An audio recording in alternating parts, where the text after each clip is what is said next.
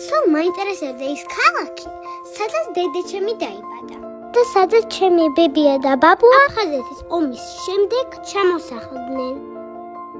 ხო და როგორც იქნა, ჩამიყვანა და დაიწყო დასვენიერება. წავედი ერმიტაჟში და გზად შემხვდა მეფე და დედოფალი. მე რიგი ისააკის ტაძარში. გაუგნებული დავჭი, ისეთ ლამაზი. მე მარინის თეატრში ვიყავ, სადაც ჟიზელი გადიოდა. ჩემი ნათესავების კი მოვინახულე და ძალიან კარგი დრო გავატარე. მატარებელში ვიჯექი და წავედი სამების ზერგის ლავრაში. ეს არის ერთ-ერთი ყველაზე წმინდა და მნიშვნელოვანი მართლმადიდებლური მონასტერი, სადაც ჩვენი წმინდა მოწამე ქეთევან დედოფლის ნაწილები ინახება. ვიყავი მუზეუმში და სხვადასხვა ექსკურსიაზე.